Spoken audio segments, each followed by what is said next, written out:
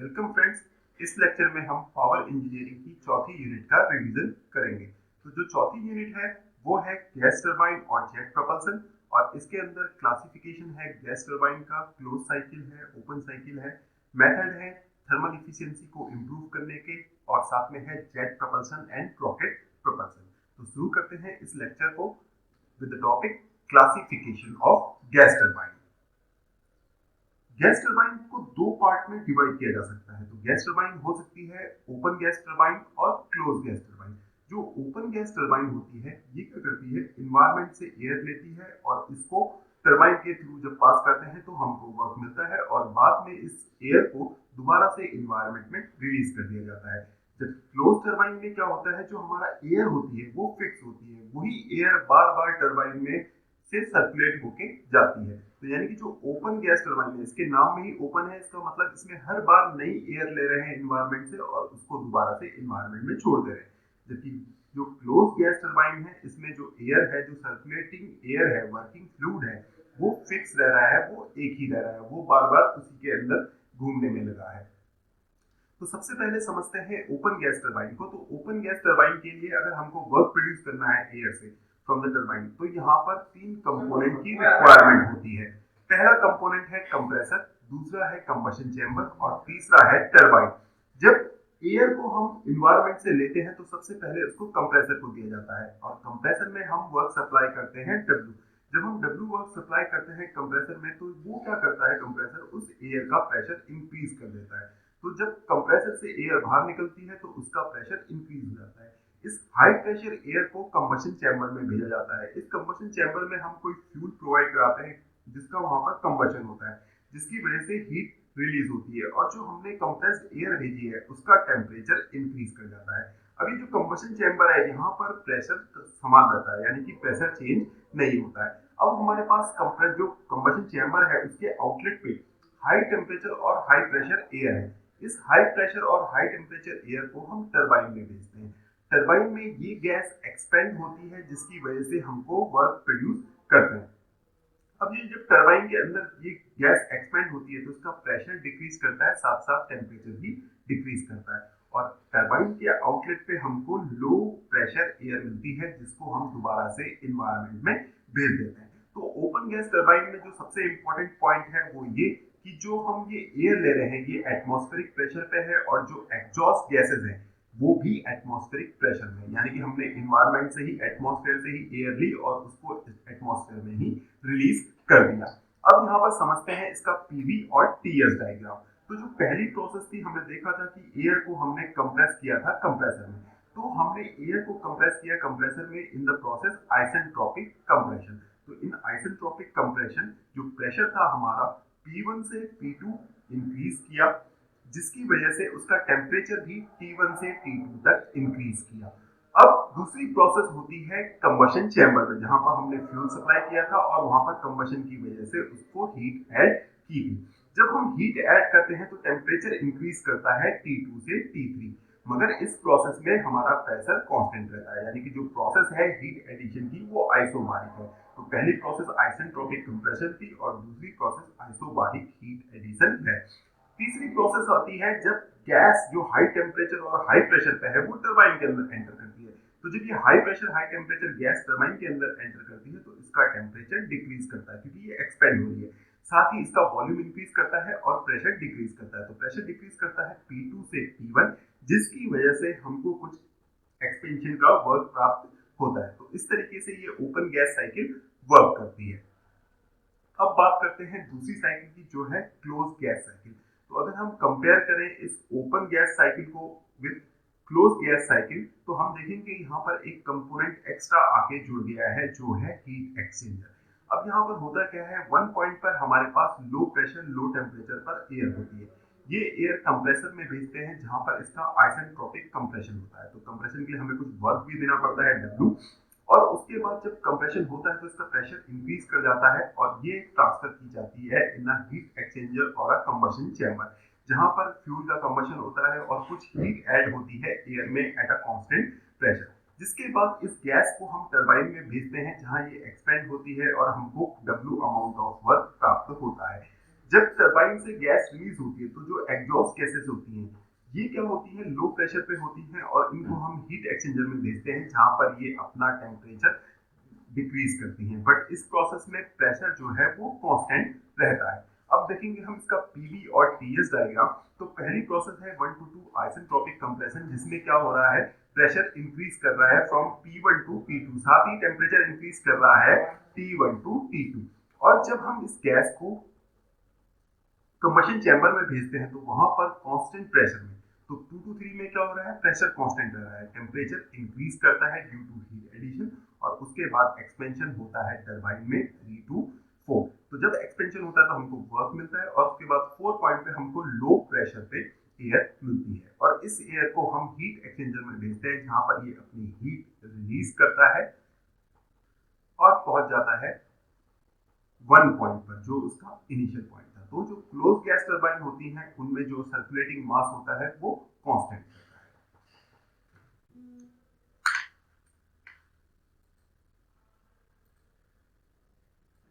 अब अगर बात करें गैस टरबाइन की इफिशियंसी को इम्प्रूव करने की, तो बहुत सारे ऐसे मेथड हैं जिनके थ्रू हम क्या कर सकते हैं, गैस टरबाइन की इफिशियंसी को इंक्रीज कर सकते हैं। पहला तो हम जो कंप्रेशन प्रोसेस है इसको एक बार में ना करके मल्टी स्टेजिंग कर दें विद इंटरकूलिंग। तो इस तरीके से भी हम क्या कर सकते हैं, कंप्रेशन वर्क को कम कर सकते हैं जिससे इफिशियंसी इंक्रीज कर जाए। या फिर हम गैस को, जो गैस टरबाइन है उसमें रीहीटिंग करें, यानी कि हम एक बार पहले एक्सपेंड, एक बार हीट करें फिर एक्सपेंड करें और उसके बाद दोबारा से रीहीट करें। तो रीहीट के द्वारा भी हम क्या कर सकते हैं, गैस टरबाइन की इफिशियंसी को इम्प्रूव कर सकते हैं। साथ ही साथ हम रीजनरेशन की हेल्प से भी गैस टरबाइन की इफिशियंसी को इंक्रीज कर सकते हैं। अब बात करते हैं अगले टॉपिक की जो है jet propulsion. The principle of jet propulsion involves imparting moment to a mass of fluid in such a manner that the reaction of imparted moment provide a propulsive force or thrust। तो अगर हम किसी fluid के मास को कोई movement देते हैं तो जिसकी वजह से एक रिएक्शन आता है और हमको एक प्रपल्सिव और थ्रस्ट फोर्स मिलता है। तो हमने भी देखा है जब हम किसी गुब्बारे में कोई हवा भरे और उसको छोड़े तो उसमें एक थ्रस्ट फोर्स लग रहा होता है जिसकी वजह से वो ऊपर की तरफ मूव करता है। न्यूटन थर्ड लॉ के मोशन के हिसाब से जितनी एक्शन होता है उसका रिएक्शन लगता है, तो वहां पर एक हमको थ्रस्ट फोर्स लगता है। It may be achieved by expanding the gas which is at high temperature and pressure through a nozzle, due to which a high velocity jet of hot gases is produced that give you a propulsive force in opposite direction।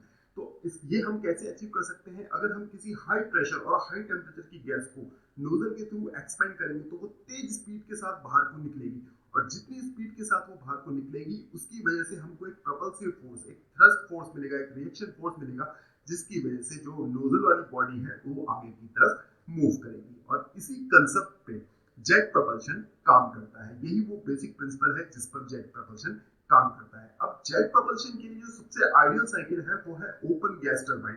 अगर हम open gas turbine को अगर use करते हैं तो हम easily jet propulsion को प्राप्त कर सकते हैं। अब क्लासिफिकेशन देखते हैं, जो जितने जेट इंजन होते हैं इनका क्लासिफिकेशन देखते हैं। अब इनको हम दो तरीके से डिवाइड कर सकते हैं, एयर स्टीम जेट इंजन और सेल्फ कंटेन्ड रॉकेट इंजन। अब इन दोनों में अंतर क्या है, जो एयर स्टीम जेट इंजन है इनके अंदर जो ऑक्सीडाइजर रहता है, जब भी हम कंबशन करते हैं तो उनको ऑक्सीजन चाहिए होती है, वो ये क्या करते हैं इन्वायरमेंट से लेते हैं। जबकि जो सेल्फ कंटेन्ड रॉकेट इंजन होते हैं इनके अंदर जो ऑक्सीडाइजर होता है, ऑक्सीजन होता है, वो फ्यूल के साथ साथ प्रोवाइड कराते हैं। यानी कि यहाँ पर ये ऑक्सीजन जो है कंबशन के लिए सराउंडिंग से लेगा, एटमॉस्फेयर से लेगा, वातावरण से लेगा, मगर यहाँ पर जो फ्यूल का कंबशन हो रहा है उसके लिए जो ऑक्सीजन चाहिए वो हमको साथ साथ भेजनी पड़ेगी। तो जितने भी रॉकेट्स होते हैं उनके साथ लिक्विड ऑक्सीजन का सिलेंडर भी रहता है to complete the combustion process. अब इनको अगर हम डिवाइड करें तो हम इनको इस तरीके से डिवाइड कर सकते हैं दो तरीके से, जो एयर स्टीम जेट इंजन है, स्टेडी कंबशन सिस्टम और दूसरा इंटरमीडिएट कंबशन सिस्टम। तो ये जो स्टेडी कंबशन सिस्टम है ये तीन तरीके के हैं, टर्बोजेट, टर्बोप्रॉप और रैमजेट। और जो इंटरमीडिएट है वो है एक तरीके का पल्स जेट और फ्लाइंग फॉर्म। दूसरी तरफ जो रॉकेट इंजन है वो दो तरीके के हो सकते हैं, लिक्विड प्रोपेलेंट और सॉलिड प्रोपेलेंट। तो किस तरीके का हम फ्यूल यूज कर रहे हैं, लिक्विड फ्यूल यूज कर रहे हैं या सॉलिड फ्यूल यूज कर रहे हैं, इसके बेस पे हम इनको क्लासिफाई कर रहे हैं। तो हमारे जो सिलेबस में है वो है टर्बोजेट, टर्बोप्रॉप और रैमजेट। तो हम सबसे पहले स्टार्ट करते हैं टर्बोजेट से।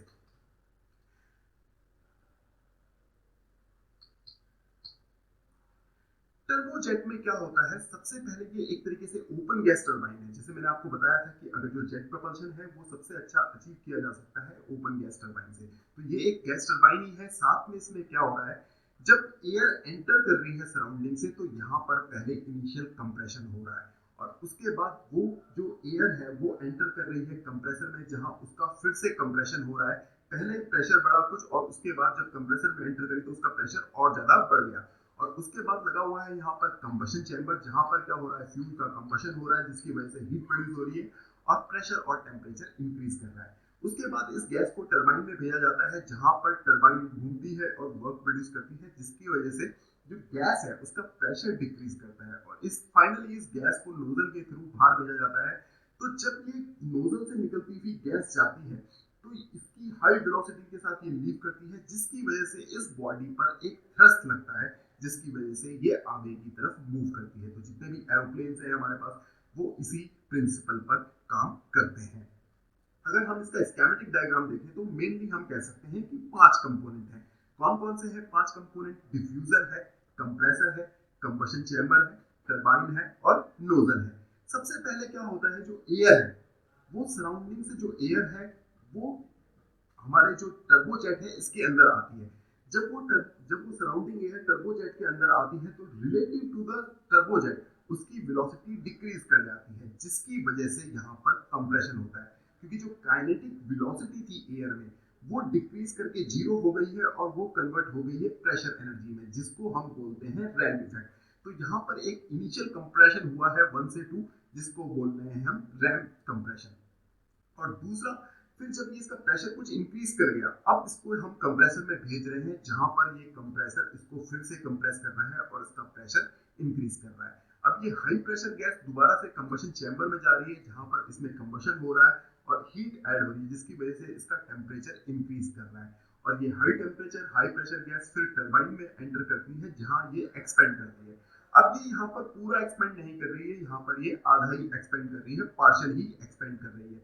जब ये एक्सपेंड करती है तो टरबाइन रोटेट होती है, जिसकी वजह से हमको कुछ वर्क मिलता है और इस वर्क का यूज हम इस कंप्रेसर को चलाने के लिए करते हैं। तो जब ये रोटेट करेगा तो उसकी वजह से यहाँ पर एक शाफ्ट लगी हुई है, जो जितनी पावर टरबाइन प्रोड्यूस करेगा वो कंप्रेसर को दे दी जाएगी और वो कंप्रेसर उससे जो गैस आ रही है उसको कंप्रेस करेगा। अब हमने यहाँ पर पार्शियल कंप्रेशन किया था, यानी कि अभी भी हमारे पास जो एयर है वो हाई प्रेशर पर है और ये हाई प्रेशर एयर जब नोजल के थ्रू बाहर निकलती है तो इसकी वेलोसिटी इंक्रीज कर जाती है और जिसकी वजह से हमको इस पूरी बॉडी पर एक थ्रस्ट मिलता है, जिसकी वजह से ये आगे की तरफ मूव करता है। तो ये थी वर्किंग टर्बोजेट की और प्रिंसिपल वही है जो मैंने आपको पहले बताया कि जब भी किसी बॉडी को कोई मोमेंट दिया जाता है तो वो एक क्या करती है, थ्रस्ट देती है, जिसकी वजह से वो बॉडी मूव करती है। तो यहाँ पर मैंने आपको टर्बोजेट की वर्किंग पहले ही बता दी है। यहाँ पर मेनली 5 कंपोनेंट थे, डिफ्यूजर, कंप्रेसर, कंबशन चैम्बर और टरबाइन और एट द लास्ट हमारे पास था नोजल। जब गैस डिफ्यूजर में एंटर की थी तो वहां पर उसकी वेलोसिटी जीरो हुई थी विद रिस्पेक्ट टू टर्बोजेट और जिसकी वजह से क्या हुआ था, जो काइनेटिक एनर्जी थी वो प्रेशर एनर्जी में कन्वर्ट हो गई थी, जिसकी वजह से प्रेशर इंक्रीज किया था और उसके बाद हमारे पास जो रोटरी कंप्रेसर था वो एक्सियल फ्लो टाइप था, तो उसने क्या किया, एयर को फर्दर कंप्रेस किया और उसके बाद हमने कंबशन चैम्बर में उसमें हीट ऐड करी, क्योंकि वहां पर फ्यूल का कंबशन हो रहा है और वहां से हीट ऐड करी, जिसकी वजह से उसका टेम्परेचर बढ़ गया और वो एयर टरबाइन में भेजी गई, जहां टरबाइन में वो पार्शियली एक्सपेंड हुई, वो पूरी एक्सपेंड नहीं हुई, वो पार्शियली एक्सपेंड हुई और उसके बाद उस एयर को हमने नोजल के थ्रू एनवायरमेंट में जब लीव किया तो एक हमको थ्रस्ट मिला बॉडी पर और जिसकी वजह से ये टर्बोजेट मूव करेगा आगे की तरफ। और ये जो टर्बोजेट है ये बहुत ज्यादा सूटेबल है हाई स्पीड के लिए। जब कोई एरोप्लेन बहुत ज्यादा हाई स्पीड पे चल रहा हो तो ये यहाँ पर टर्बोजेट बहुत ज्यादा सूटेबल होता है। कोई भी हाई वेलोसिटी जो एयरक्राफ्ट होता है जिसकी वेलोसिटी जो है 800 किलोमीटर पर आवर से ज्यादा हो, उसके लिए ये टर्बोजेट बहुत सूटेबल है। तो अब इसकी थर्मोडायनेमिक साइकिल देख लेते हैं। तो पहला मैंने आपको बताया था 4-5 कंपोनेंट होते हैं इसमें, diffuser 1 to 2 diffuser, 2 compressor, 3 to 4 combustion chamber, 4 से 5 टरबाइन एंड 5 से 6 जेट नोजल। तो सबसे पहले यहाँ पर इनिशियल कंप्रेशन होता है डिफ्यूजर में 1 से 2, और उसके बाद कंप्रेशन होता है कंप्रेसर में 2 to 3, और उसके बाद कुछ हीट ऐड जब हम इसमें करते हैं तो इसका टेम्परेचर इंक्रीज करता है, और इस हाई टेम्परेचर और हाई प्रेशर गैस को हम टरबाइन में भेजते हैं, जहां ये एक्सपेंड होती है और वर्क प्रोड्यूस करती है, जिससे हम कंप्रेसर को रन करते हैं। अब ये हाई प्रेशर जो गैस है, इसका प्रेशर कुछ डिक्रीज हुआ है, मगर इसका प्रेशर अभी भी इन्वायरमेंट से ज्यादा है। तो जब ये जेट नोजल में जाएगी तो इसका प्रेशर फिर डिक्रीज करेगा, जिसकी वजह से ये हाई वेलोसिटी के साथ लीव करेगी और हमको एक इम्पल्स मिलेगा। तो ये सारी प्रोसेस है। पहली प्रोसेस आइसेंट्रोपिक कंप्रेशन थी और दूसरी प्रोसेस भी आइसेंट्रोपिक कंप्रेशन है। जो तीसरी प्रोसेस है वो है कांस्टेंट प्रेशर पे हीट एडिशन, और तीसरी प्रोसेस में आइसेंट्रोपिक एक्सपेंशन हो रहा है टरबाइन में, और चौथी प्रोसेस में नोजल के अंदर एक्सपेंशन हो रहा है आइसेंट्रोपिकली। तो ये थी हमारी साइकिल टर्बोजेट की। अब हम स्टार्ट करेंगे दूसरा टॉपिक, जो है turboprop. A turboprop system employed in aircraft। तो हमने देखा था कि जो टर्बोजेट है वो भी एयरक्राफ्ट में यूज हो रहा है, बट जो टर्बोप्रॉप है वो भी एयरक्राफ्ट में यूज हो रहा है। तो दोनों में अंतर क्या है? जो टर्बोजेट है वो सुटेबल है किसके लिए? हाई स्पीड प्लेन्स के लिए। तो जो भी एयरक्राफ्ट बहुत ज्यादा स्पीड से मूव करते हैं, बहुत ज्यादा हाई एल्टीट्यूड पे चलते हैं, उनके लिए टर्बोजेट सुटेबल है। मगर कुछ ऐसे एयरक्राफ्ट जो जिनकी वेलोसिटी जो है थोड़ी सी कम है, उनके लिए टर्बोप्रॉप सुटेबल है। अगर हम इसका डायग्राम देखें तो हम देखेंगे यहाँ पर एक प्रोपेलर लगा हुआ है सामने फ्रंट में। जो ये, अगर हम इस डायग्राम को देखें तो यहाँ पर एक प्रोपेलर लगा हुआ है जो रोटेट करेगा, और ये हेल्प करेगा जो हमारा एयरक्राफ्ट है उसको मूव करने में। तो यहाँ पर जो पहला कंपोनेंट है कंप्रेसर है, जो एयर है वो एंटर करेगी इनटू द कंप्रेसर, जहाँ उसका प्रेशर इंक्रीज किया जाएगा। उसके बाद वो कंबशन चैम्बर में जाएगी, और कंबशन चैम्बर में हम उसको जब हीट सप्लाई करेंगे तो उसका टेम्परेचर राइज करेगा, और उसके बाद वो एक्सपेंड करेगी इन द टरबाइन। जो वर्क प्रोड्यूस होगा टरबाइन से वो यूटिलाइज होगा कंप्रेसर को रन करने में, और साथ साथ प्रोपेलर को भी रन करने में। तो जो ये टरबाइन है यहाँ पर इसके दो वर्क हैं, एक तो पहला वर्क प्रोड्यूस कर रही है और साथ में रन कर रही है कंप्रेसर और प्रोपेलर को। और उसके बाद यहाँ पर जो एक्सपेंशन हुआ है, ये पूरा एक्सपेंशन टरबाइन में ना होकर दो पार्ट में होता है। पहले कुछ पार्शियल कंप्रेशन, जो पार्शियल एक्सपेंशन है वो टरबाइन में होता है, और उसके बाद कुछ एक्सपेंशन नोजल के थ्रू होता है। तो यहाँ पर अगर हम बात करें तो 80% जो एक्सपेंशन है वो टरबाइन में होगा, और 20% जो रिमेनिंग बच रहा है वो नोजल में होगा। और जितनी भी पावर डेवलप हुई है थ्रू द टरबाइन वो यूज हो रही है to run the compressor and propeller. तो अब अगर इसकी बात करें ऐसे एयरक्राफ्ट की जो टर्बोप्रॉप है, तो वो दो रीजन से मूव कर रहे हैं। पहला उनमें प्रोपेलर है, और दूसरा उसमें नोजल के थ्रू जो थ्रस्ट मिल रहा है।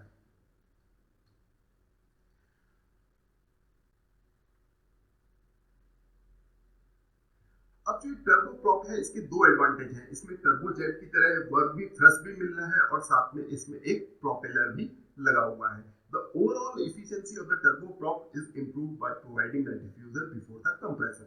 तो हमने देखा कि जैसे पहले हमने टर्बोजेट में देखा था कि वहां पर इनिशियली डिफ्यूजर लगा था, जिसकी वजह से कुछ इनिशियल कंप्रेशन हो जाता था। तो अगर हम टर्बोप्रॉप में भी डिफ्यूजर लगा दें तो हमारी इफिशियंसी और ज्यादा इंक्रीज कर जाएगी। अब बात करते हैं तीसरे सिस्टम की, जो है रैम जेट। अब रैम जेट क्या है? एक एरोडायनेमिक डक्ट है, और इसको, और रैम जेट क्या है? एक एरोडायनेमिक डक्ट है, और इसको हम एरोथर्मोडायनेमिक भी कहते हैं। Ram jet engine have the capacity to fly at supersonic speed. अगर कोई भी ऑब्जेक्ट साउंड की स्पीड से चल रहा है तो उसको बोलेंगे सोनिक वेलोसिटी। अगर कोई भी ऑब्जेक्ट साउंड की वेलोसिटी से भी ज्यादा तेज चल रहा है तो उसको बोलेंगे सुपरसोनिक वेलोसिटी। तो जो रैम जेट जो इंजन्स होते हैं ये साउंड की स्पीड से भी तेज मूव कर सकते हैं। In our ramjet engine, compressor and turbine are not necessary as the entire compression depend only on the ram compression। तो सबसे इम्पोर्टेंट जो पॉइंट है जो आपको याद रखना है, हमने देखा था कि टर्बोजेट और टर्बोप्रॉप दोनों में कंप्रेसर और टरबाइन होते थे, मगर इस रैम जेट में हमारे पास ना ही कंप्रेसर है ना ही टरबाइन है। तो यानी कि जो कंप्रेशन हो रहा है वो सारा का सारा रैम जेट इफेक्ट के थ्रू हो रहा है। जब हाई वेलोसिटी एयर जब एरोप्लेन के अंदर आती है तो विद रिस्पेक्ट टू एरोप्लेन उसका जो वेलोसिटी है वो डिक्रीज कर जाती है और जीरो हो जाती है, जिसकी वजह से उसकी जो काइनेटिक एनर्जी थी वो कन्वर्ट हो गई है प्रेशर एनर्जी में, और यहाँ पर जो कंप्रेशन हुआ है वो रैम जेट इफेक्ट के थ्रू हुआ है। इसका मतलब यहाँ पर कंप्रेसर और टरबाइन की जरूरत नहीं है।